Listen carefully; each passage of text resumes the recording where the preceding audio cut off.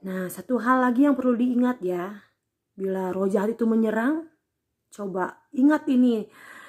1 Yohanes 4 ayat 4 ya. 1:4 ya, 1 Yohanes 4 ayat 4 gampang ingat ya. Saya bacakan ya.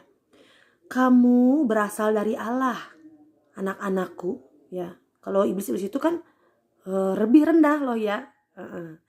Kamu berasal dari Allah, anak-anakku, dan kamu telah mengalahkan nabi-nabi palsu itu.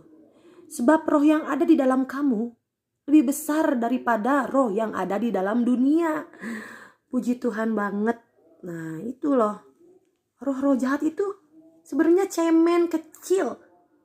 Ya, cuman karena nggak terlihat, jadi seolah-olah itu nakut-nakutin atau gitu lah, kecil banget dibanding roh yang Tuhan Yesus sudah berikan. Setelah kenaikannya ke surga, Tuhan Yesus menjanjikan Roh Kudus. Bila kita mengundang Roh Kudus, Roh Kudus berkuasa dalam hidup kami, hadirlah dalam diri kami sambil kita menguduskan diri juga. Kalau kita kelakuan kita tetap nggak kudus, ya Roh Kudus nggak akan mau tinggal gitu loh. Jadi penyimpangan seksual atau apa-apa, atau misalkan ketidakkudusan, kemarahan, kebencian atau apa, itu kalau masih tinggal di dalam kita, Roh Kudus nggak mau tinggal. Jadi kita itu harus hidup kudus dulu ya. Lalu nah kita menerima Roh Kudus, kita undang Roh Kudus ke dalam diri kita. Nah, kita harus menjaga juga bait suci, bait Roh Kudus ini, yaitu tubuh kita ini harus kita jaga, mandi atau apa, bersih-bersih ya.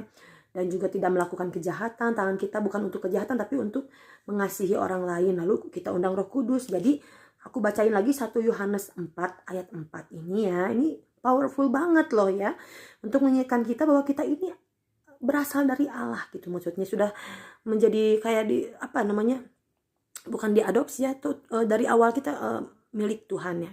Di 1 Yohanes 4 ayat 4. Kamu berasal dari Allah ya. Anak-anakku, ini kayak ini kata Yohanes ya. Kamu berasal dari Allah, anak-anakku, dan kamu telah mengalahkan nabi-nabi palsu itu atau setan-setan juga ya. Sebab itu roh yang ada di dalam kamu lebih besar daripada roh yang ada di dalam dunia.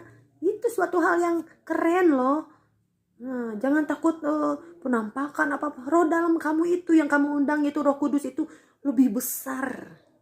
Nah, lebih berkuasa loh ya. Begitu. Jadi kita berperang tuh bukan melawan manusia, darah dan daging, tidak.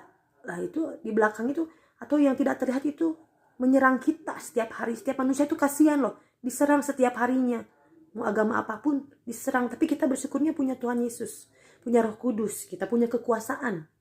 Nah, gitulah.